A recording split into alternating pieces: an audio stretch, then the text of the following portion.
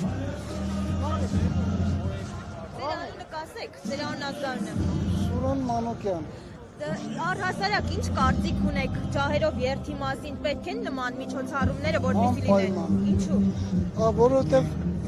ջահերով երթին նա թորանոս առաջի անգամ ես բերել եմ այսօր իրան 12 տարեկան, որպես շատ հետաքրքրեց,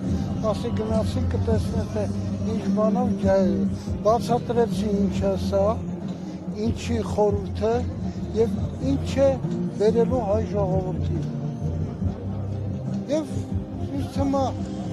ընդունեց և գոնը մի թեթև կայց արդեն ընկավ իր կրծքում և հասկացա, որ հայերը պետք է այս ամբողջը և հեն միաձուլվեն։ Տեսնում եք, եթե բռունցքը մատները սենց է, ոչ մի բանի չենք, ասում բռունցք երբ որ սարքեցիք, հայ ժողովուրդը ամեն ինչ քաշ է։ Ես կյանքում շատ բան եմ տեսել, շատ բան գիտեմ և կարծում եմ, որ մենք միասնությամբ կջախջախենք, կջարդենք բոլոր թշնամիներին, թե ներքին, թե արտաքին։ Դուք ամեն տարի մասնակցում եք ջահերով երթին։ Այո, ես առաջ մինչև գնում եք Ծերնակապետ։ Հիմա քանի որ ոտքը մեծացել եմ, ոտքը սամը, ես ստեղ որ շարժում են չեմ մասնակցում։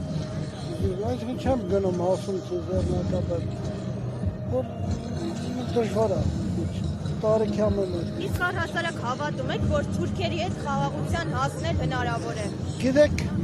իմ կյանքի փորձը ցույց է տալիս, ասում եմ, հարևանիդ հետ ընկերությունն արա, բայց գավազանը ձեռքիցդ մի բաց թող։ Հիմա մենք սրանք Նիկոլա իր մարկանցով ասում է չէ մենք խաղաղ ենք առանց տկլոտ։ Թագավորը որ մեկ եղավ, ոնց կարող է նա պայքարի։ Պետք է հանգնված միշտ գավազանը ձեռքին։ Երբ որ փորձեն իրեն վնասել, նա կարող է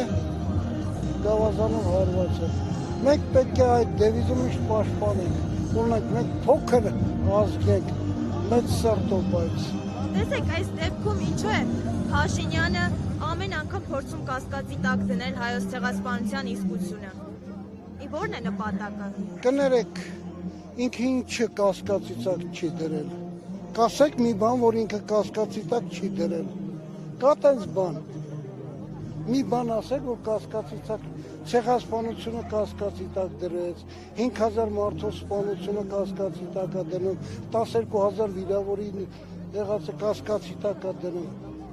Ինչ է արել վավշե ինքը մանկապարտեզում 2 դպրոց է վերանորոգել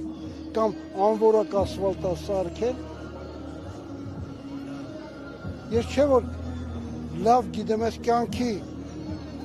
ես ինքս ղեկավարել եմ, լավ գիտեմ թե ինչ է նշանակում դա։ Մեզ պետք չի տես ղեկավար։